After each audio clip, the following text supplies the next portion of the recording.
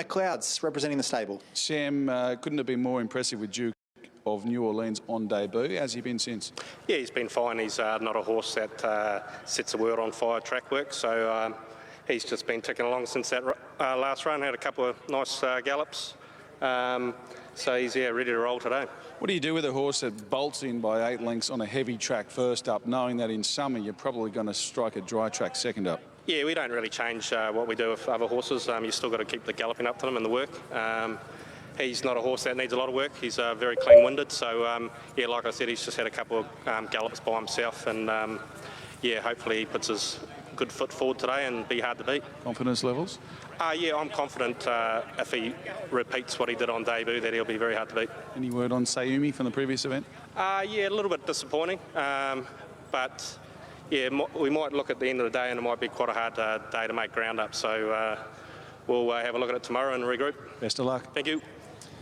Sam McLeod there from the Matt Laurie yard. So, Hutch, the take-home message from that is that was a victory on a heavy track, but no reason from the stable to think that he won't be able to show similar level of ability onto a good track. And we have had that upgrade early on from a soft 5 to a good 4. And I think that was the post-race synopsis from Ethan Brown as well after that maiden victory that, yeah, this horse is won by 8 lengths on a heavy track, but he can go on top of the ground as well. Oh, well, he might be better on it, who knows, but a lot of them didn't handle it, and that might have sort of flattered him, flattered the margin, I suppose. But you look at his actions, he's got beautiful action on him.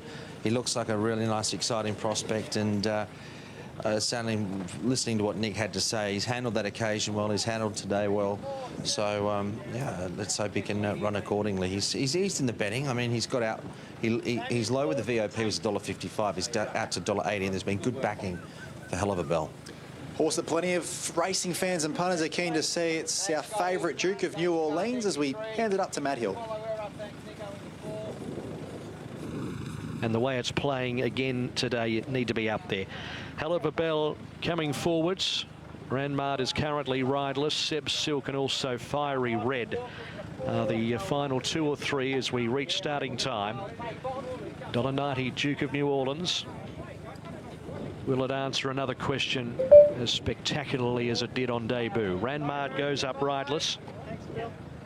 Michael Walker hopping back into the structure, a pickup ride replacing Brian Park.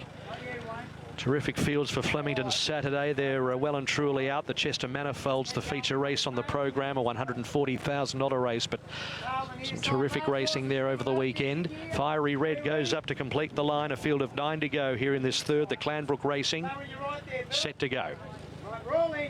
Favourite drawn the inside, and they're racing, and Duke of Neworleans jumped away really well, straight to the lead from Fiery Red and Goolagong Rose. Ranmard got to 4th, a length and a half Ocean Blast, and then came Hell of a Bell, who covers up the former Frenchman in Vela. 2 further back of the field, the inside Seb Silk, and Zetalana is last.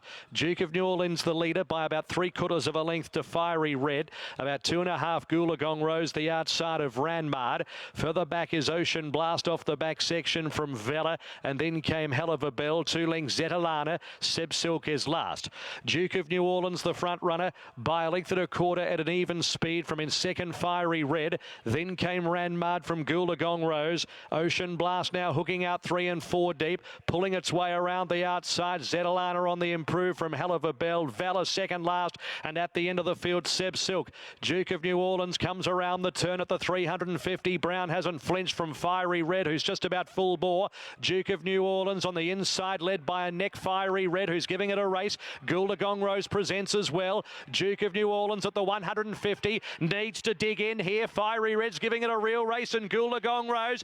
Duke of Neworleans, Fiery Red's got it, and Goolagong Rose is the threat. They hit it. Goolagong Rose might have got up and beaten Fiery Red, and Duke of Neworleans didn't find a lot. Then came Hell of a Bell, Seb Silk. Behind those, Ranmard in company with, well, back in the field, Zetalana Vela. And at the back of the field is Ocean Blast. Photo finish.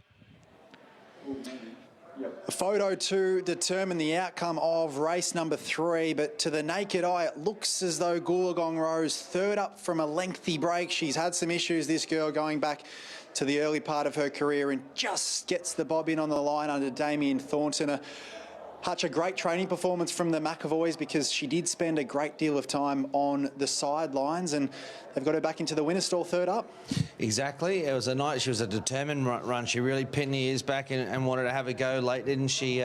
Third up in the prep, just her 4th career start. Like I said, she comes out of a good form race, Nick. She comes out of the race with, I think, 3 subsequent winners coming out of it from Sale. So while she had a chance there, she's atoned for that defeat today and been pretty good. Favourite first impressions?